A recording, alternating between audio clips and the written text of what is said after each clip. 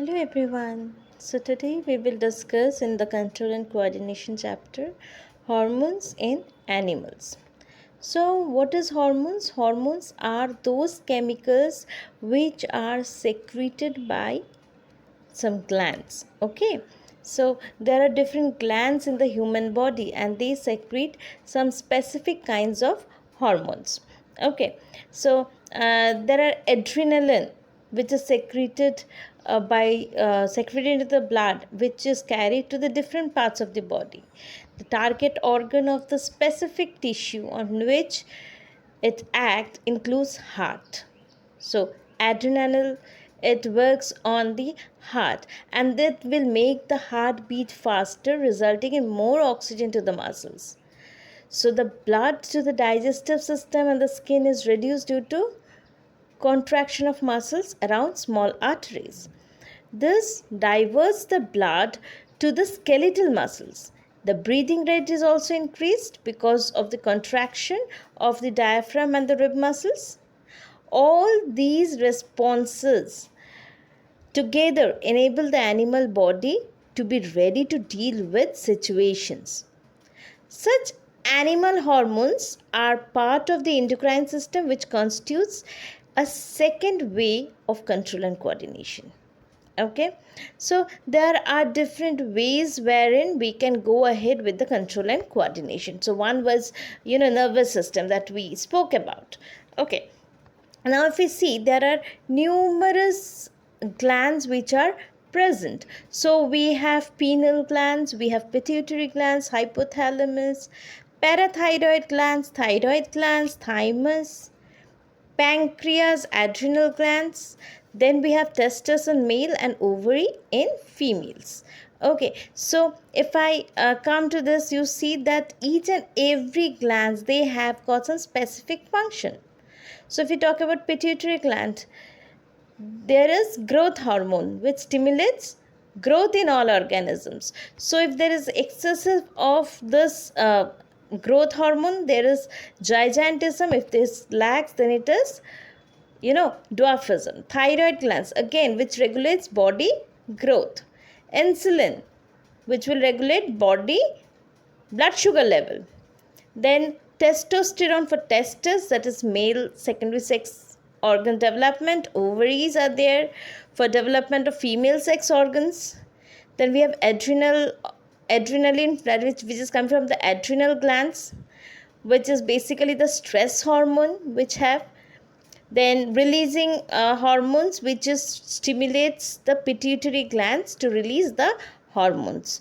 Okay, so there are different glands which secretes different hormones. So if we look at this picture, we can find that hypothalamus, which maintains the body hemostasis and regulates the body temperature, heart rate and blood pressure. So all this is in the hypothalamus. Then we have the pituitary gland, which have two lobules, one anterior and one posterior lobules. Okay, so in the anterior, which secretes the hormones which is involved in the growth and development, whereas the posterior hormones which secretes hormones that increases reabsorption of water into the kidneys. Then we have pineal glands, again in the brain, where it is responsible for the production of melatonin, which plays an important role in the body sleep-wake cycle. Okay, so that is basically all those hormones that glands which is there in the brain. Then let us come to the thyroid and the parathyroid and the thymus. They are in the throat. Thyroid, the butterfly shaped gland, produce three major hormones. One is calcitonin, then thyronine, and that is T3, and T4, thyroxine. Okay, so they help to regulate the body's energy and metabolism. Then after that, that is the front side, it is the thyroid gland, and the back side we have the parathyroid gland. Parathyroid glands, they are referred to as hypophysis. So they secrete hormones which is necessary for calcium absorption. Then we have thymus. So this thymus will control production of T cells, that is white blood cells, which play a vital role in the body's ability to fight disease. Okay. Then coming down to the stomach area, we have pancreas. Pancreas, they aids in digestion of proteins, fats, carbohydrate, which are responsible for production of insulin and glucagon, which regulate the levels of glucose in the blood. Then coming further down, we have the adrenal glands, which is there above the kidney, which produces hormones that the body reacts to the stress. So that's why they are stress hormones, adrenaline and cortisol. Okay. Now coming into the sex glands, which is in females we have ovaries and males we have the testes.